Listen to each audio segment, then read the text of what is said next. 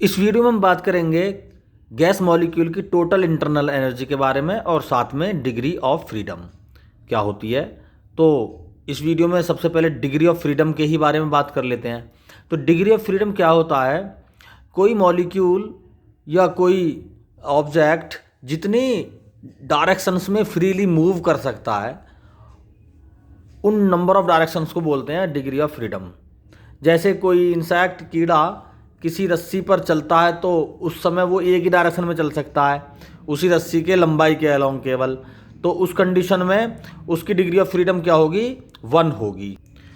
और वो इंसेक्ट अगर किसी सरफेस पर मूव करेगा, देखो अगर वो किसी लेंथ के अलोंग मूव करेगा किसी स्ट्रिंग पर, तो केवल या तो आगे चलेगा वो या पीछे चलेगा, यानी हम कहेंगे उसकी डिग्री ऑफ फ्रीडम एफ क्या है? 1 है इस कंडीशन में, ठीक है। और अगर वो किसी प्लेन सरफेस पर मूव करेगा तो या तो लंबाई के अलोंग चल सकता है या उसकी ब्रेथ के अलोंग चलेगा, है ना। ये एक्स डायरेक्शन मान लो और इसको वाई डायरेक्शन मान लो। अगर ये इस तरह से चलेगा तब भी उसका जो डिस्प्लेसमेंट कवर होगा वो एक्स के अलोंग और वाई के अलोंग ही कंपोनेंट्स में ब्रेक होगा। तो उस कंडीशन में भी उसकी डिग्री ऑफ फ्रीडम यहाँ पर 2 मानी जाएंगी, या तो एक्स या फिर वाई डायरेक्शन, ठीक है। और अगर ये इंसेक्ट एयर में फ्लाई करता उड़ता है तो उसकी डिग्री ऑफ फ्रीडम हो जाएंगी 3, ठीक है। तो यह है डिग्री ऑफ फ्रीडम का फंडामेंटल। और इसी डिग्री ऑफ फ्रीडम की बात करेंगे हम मोनो एटॉमिक सब्सटेंस के बारे में, मोनो एटॉमिक मॉलिक्यूल के केस में, और साथ में डाई एटॉमिक के केस में कितनी होती हैं, और थर्ड नंबर पे ट्राई एटॉमिक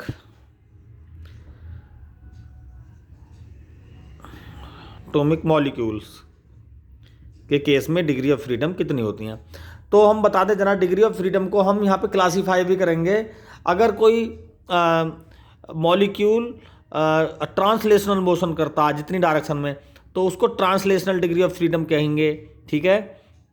और दूसरा, वो अगर रोटेशन कर सकता है तो रोटेशनरी डिग्री ऑफ फ्रीडम होगी वो, और अगर वाइब्रेशन करता है तो वाइब्रेशनल डिग्री ऑफ फ्रीडम होगी। तो ये कुल डिग्री ऑफ फ्रीडम कितनी पार्टों में क्लासीफाई है यहाँ पर? Translational degree of freedom, rotational degree of freedom और वाइब्रेशनल डिग्री ऑफ फ्रीडम। तो इन्हीं 3 क्लासेस को लेकर, 3 टर्म्स को लेकर हम डिग्री ऑफ फ्रीडम को यहाँ पर एक्सप्लेन करेंगे। तो सबसे पहले बात करेंगे मोनो एटॉमिक्स। जैसे हीलियम क्या है? एक मोनो एटॉमिक गैस मॉलिक्यूल है।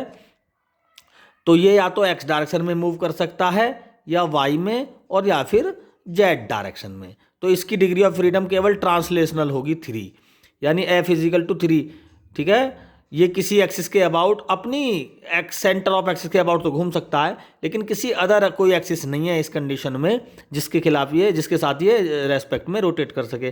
तो रोटेशनल डिग्री ऑफ फ्रीडम और वाइब्रेशनल डिग्री ऑफ फ्रीडम इसके केस में क्या हो जाएंगे? 0 हो जाएंगी। अब बात करेंगे डाई एटॉमिक सब्सटेंस, जैसे हाइड्रोजन। तो हाइड्रोजन का स्ट्रक्चर कुछ इस तरह से बनाते हैं, 2 एच एटम से मिलके बनता है ये। तो अगर मैं इसको एक्स डायरेक्शन मान लूँ और इसको वाई डायरेक्शन, और ये हो जाएगी आपकी जेड डायरेक्शन, ठीक है। तो इसकी ट्रांसलेशनल डिग्री ऑफ फ्रीडम तो 3 रहेगी। रोटेशनल डिग्री ऑफ फ्रीडम देख लेते हैं। देखो ये H atom, hydrogen atom molecule 2 H atom से मिलके बना है। दोनों एटम, एक ही एटम है और दूसरा ये एटम है। तो अगर हम वाई के अबाउट घुमाएं तो ये वाई एक्सिस के अबाउट इस तरह से रोटेट कर सकता है, और जेड एक्सिस के अबाउट भी रोटेट कर सकता है।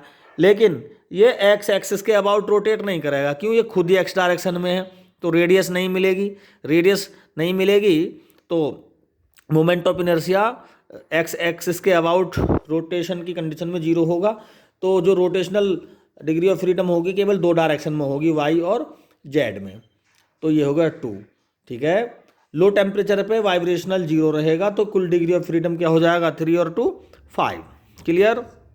अच्छा, अगर टेम्परेचर हाई कर दिया जाए तो इस वाई और जेड डायरेक्शन के अबाउट ये वाइब्रेट भी करेगा। तो उस कंडीशन में, यानी हाई टेम्परेचर पे वाइब्रेशनल डिग्री ऑफ फ्रीडम कितनी हो जाएंगी? 2। तो टोटल डिग्री ऑफ फ्रीडम हो जाएंगी इसकी इस समय 7।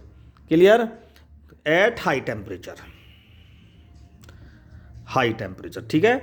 हाई टेम्परेचर पे वाइब्रेशनल डिग्री ऑफ फ्रीडम 2 हो जाएंगी और टोटल हो जाएंगी डाई एटॉमिक सब्सटेंस की डिग्री ऑफ फ्रीडम 7, लेकिन हम जनरली 5 ही लेते हैं इसमें। अब करते हैं ट्राई एटॉमिक मॉलिक्यूल्स के बारे में। जैसे ट्राई एटॉमिक मॉलिक्यूल्स जिसमें 3 मॉलिक्यूल एटम होते हैं, 1, 2 और 3। मैंने मान लिया ये एक्स एक्सिस हो गया, ठीक है, ये वाई एक्सिस है और ये है जेड एक्सिस। तो अगर मैं देखो ट्रांसलेशन डिग्री ऑफ फ्रीडम तो इसकी भी 3 ही रहेंगी, ठीक है। रोटेशनल डिग्री ऑफ फ्रीडम देखो, अगर हम एक्स एक्स के अबाउट रोटेट कराएं तो ये दोनों मॉलिक्यूल इजीली रोटेट कर जाएंगे। मैंने मान रहा हूं एक मॉलिक्यूल यहां पर है, दूसरा मॉलिक्यूल यहां पर है, ठीक है। तो अगर एक्स एक्सिस के अबाउट रोटेट करें तो ये वाई एक्सिस के अबाउट रोटेट कर जाएंगे इजीली, जेड एक्सिस के अबाउट भी रोटेट कर जाएंगे, ये दोनों मॉलिक्यूल कर जाएंगे, ठीक है। और वाई एक्सिस के अबाउट ये दोनों मॉलिक्यूल रोटेट कर जाएंगे और एक्स एक्सिस के अबाउट ये मॉलिक्यूल रोटेट कर जाएगा। यानी यहाँ पर ट्रांसलेशन भी 3 है, रोटेशनल डिग्री ऑफ फ्रीडम भी कितनी हो जाएंगी, यहाँ पर 3 हो जाएंगी। लेकिन वाइब्रेशन इसकी 0 ही रहेंगी, चाहे लो टेम्परेचर हो चाहे हाई टेम्परेचर हो। क्यों? क्योंकि अगर ये इन दोनों डायरेक्शन में वाइब्रेट करेगा तो तीसरा मॉलिक्यूल ऑब्जेक्शन करेगा, अगर ये दोनों मॉलिक्यूल वाइब्रेट करेंगे तो ये ऑब्जेक्शन करेगा, ठीक है। अगर ये दोनों वाइब्रेट करेंगे तो ये मॉलिक्यूल ऑब्जेक्शन करेगा, यानी वाइब्रेशन यहाँ पर 0 होगा। टोटल और डिग्री ऑफ फ्रीडम यहाँ पर होंगी 6, ठीक है। इसका एक्सप्रेशन करेंगे हम डिग्री ऑफ फ्रीडम के लिए यहीं ड्राइव करेंगे, लेकिन उससे पहले हम टोटल इंटरनल एनर्जी को फाइंड करेंगे और उसी की मदद से हम डिग्री ऑफ फ्रीडम के लिए एक्सप्रेशन फाइंड करेंगे, जिसे करेंगे हम नेक्स्ट सेक्शन के अंदर इसी वीडियो में। तो स्टूडेंट पिछले सेशन में हमने बताया डिग्री ऑफ फ्रीडम के बारे में, उसके फंडामेंटल्स के बारे में, और degree of freedom monoatomic, diatomic, triatomic molecules में किस तरह से कितनी होती है वो सब हमने पिछले सेशन में बताया, इसमें पिछले सेक्शन में बताया। अब करेंगे हम टोटल इंटरनल एनर्जी के बारे में किसी गैस मॉलिक्यूल्स की, ठीक है। तो हमने सिंगल मॉलिक्यूल्स के लिए प्रेशर के लिए गैस के प्रेशर के लिए फॉर्मूला ड्राइव किया था हमने इससे पिछली वीडियो में। इसको समझने के लिए तुम्हें ये वीडियो देखनी पड़ेगी स्टूडेंट्स। और इस जो है 1/3 m/v/v²। तो m क्या है? किसी सिंगल मॉलिक्यूल्स, ये हमने 1 मोल यानी n मॉलिक्यूल्स का अगर ले लें तो m number of n molecules का ये प्रेशर है। तो n मॉलिक्यूल्स यानी 1 मोल में जितने मॉलिक्यूल्स हैं उनका मास है m यहाँ पर। तो ये है प्रेशर, तो यहाँ से mv² हो जाएगा, m/v² हो जाएगा 3pv, ठीक है। अगर हाफ एनर्जी बनाने के लिए हाफ mv² कर लेते हैं तो 3/2 pv हो गया। इसको हम E कह सकते हैं या U कह सकते हैं एनर्जी, ठीक है। तो 3/2 pv = RT भी होता है। तो हमने ये फॉर्मूला ड्राइव कर दिया। देखो ये है एनर्जी n मॉलिक्यूल्स की। अगर सिंगल मॉलिक्यूल्स की एनर्जी देखें तो सिंगल मॉलिक्यूल की एनर्जी के लिए नंबर ऑफ मॉलिक्यूल से डिवाइड करना पड़ेगा स्टूडेंट्स।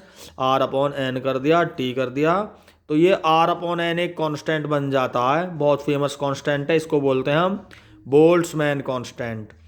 तो K क्या है यहाँ पर? बोल्ट्जमैन कांस्टेंट, ठीक है। इसकी वैल्यू है K = R/n। तो 3/2 kT ये मॉलिक्यूल की टोटल एनर्जी है, ठीक है। तो टोटल एनर्जी जो सारी डायरेक्शनों में इक्वली डिवाइड है, तो एक डायरेक्शन में एक डिग्री ऑफ फ्रीडम में इसकी एनर्जी होगी EX में जितनी होगी उतनी ही EY डायरेक्शन में होगी, उतनी ही EZ डायरेक्शन में होगी, ½ kT, ठीक है। यानी एक डिग्री ऑफ फ्रीडम में ये है इसकी एनर्जी, ठीक है, फॉर 1 डिग्री ऑफ फ्रीडम, ठीक है। 1 डिग्री ऑफ फ्रीडम में इसकी एनर्जी है ½ kT। तो तीनों डिग्री ऑफ फ्रीडम में हम काउंट करते हैं तो तीनों के लिए हो जाएगी 3/2 kT। तो यहाँ पर देखें जो E है एनर्जी मॉलिक्यूल की वो टेम्परेचर के डायरेक्टली प्रोपोर्शनल है। तो E1/E2 = T1/T2, ये फॉर्मूला इसमें हम ड्राइव हो गया कर सकते हैं इसमें इजीली। तो देखो एक डिग्री ऑफ फ्रीडम यानी एक डायरेक्शन में हाफ के टी, तो 3 डायरेक्शन में होगी 3/2 के टी। तो हम इसको लिख सकते हैं इजीली कि u इज इक्वल टू 3/2 के टी की जगह हाफ एफ के टी लिख सकते हैं। u is equal to half F K T. F क्या है यहाँ पर? Degree of freedom. किसी भी मॉलिक्यूल की डिग्री ऑफ फ्रीडम 3 है तो एफ को 3 यानी 3/2 के टी, यानी यही फॉर्मूला लिखा है हमने एक्चुअली यहाँ पर, ठीक है। तो u क्या है यहाँ पर? हाफ एफ के टी, और यहाँ हम D U upon D T कर दें अगर, तो D U upon D T हो जाएगा, तो ये हो जाएगा हाफ एफ के, और एन मॉलिक्यूल्स के लिए हाफ एफ आर लिख सकते हैं इसको, ठीक है। एन मॉलिक्यूल्स के लिए यहाँ 3/2 आर टी है ना, ये E is equal to 3/2 R T, तो हाफ एफ आर टी लिख सकते हैं इसको। ये के को हटा सकते हैं अगर एन मॉलिक्यूल्स, तो सिंगल मॉलिक्यूल्स के लिए है ना के, तो है हाफ एफ आर टी। अगर मैं इसको लिख दूँ इस फॉर्मूले को, तो डी अपॉन डी टी हो जाएगा half F R, constant volume पर है ये, तो D U upon D T को ड्राइव कर सकते हैं हम सी वी से, half F R. This is the C V यानी specific heat at constant volume, क्योंकि हमने यहाँ पर वॉल्यूम कांस्टेंट कर रखा है, तो डी अपॉन डी टी को हम, ये सी वी का फॉर्मूला है, D upon D T equal to C होता है, वॉल्यूम कांस्टेंट है तो ये होगा सी वी। और हम जानते हैं C P is equal to C V plus R, ये मेरा फॉर्मूला है, C P minus C V is equal to R. यहाँ पर सी वी की वैल्यू रख सकते हैं हम, C P is equal to half F R plus R, C P is equal to R common ले लीजिए 1 plus f/2। This is the formula of C P. Direct formula use करके C P की value भी पूछी जाती है exam में, और सी वी के लिए ये फॉर्मूला अप्लाई करना है। अगर डिग्री ऑफ फ्रीडम और आर मिला हुआ है तो सी वी वैल्यू फाइंड कर सकते हैं, और डिग्री ऑफ फ्रीडम और आर अगर हमें डिग्री ऑफ फ्रीडम है, आर तो कांस्टेंट है, अगर हमें डिग्री ऑफ फ्रीडम पता है तो सी पी भी हम फाइंड कर सकते हैं यहाँ से। और C P upon C V का रेशो भी देख लेते हैं, C P upon C V is equal to, divide कर सकते हैं भाई, सी पी की वैल्यू है R 1 plus f/2 upon half F R, R से आर कैंसिल, 2 ऊपर चला गया, 1 2 plus f/2 upon,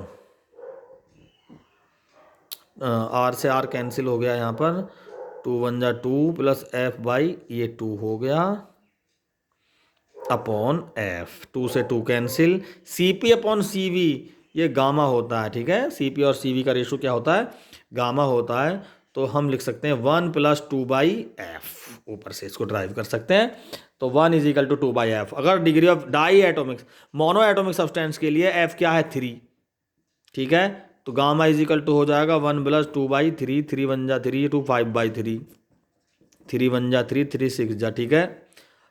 di atomic के लिए f की वैल्यू क्या हो जाती है? 5 लिख दो, 2/5, 5 1 जा 5, 7/5, ये हो जाएगा 7, 5 1 जा 5, 5 4 जा हो जाएगा, ठीक है।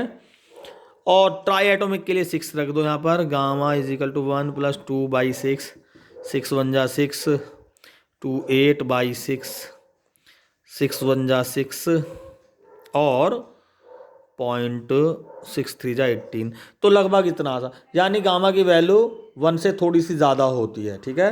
तो अगर हमें डिग्री ऑफ फ्रीडम, अगर गामा पता है तो डिग्री ऑफ फ्रीडम फाइंड कर सकते हैं, लेकिन एक्चुअली हमें डिग्री ऑफ फ्रीडम तो पता ही होता है, क्यों? हमें कोई गैस दी जाएगी तो हम ये डायग्नोज कर लेंगे इजीली कि ये डाईएटोमिक गैस है या मोनो एटोमिक है इसमें, या ट्राई एटोमिक है, उसी के अकॉर्डिंग हम एफ की वैल्यू पुट करके इसमें गामा की वैल्यू फाइंड कर सकते हैं। ऐसे ही यहाँ पर अगर हमें डिग्री ऑफ फ्रीडम तो पता ही होगी, क्योंकि हमें जो गैस दी जाएगी हम समझ जाएंगे कि ये डाई एटोमिक या ट्राई एटोमिक है या मोनो एटोमिक है, उसी के अकॉर्डिंग एफ की वैल्यू रख के हम सी पी वैल्यू फाइंड भी कर सकते हैं, और यहाँ से सी वी की वैल्यू भी हम फाइंड कर सकते हैं। Thank you.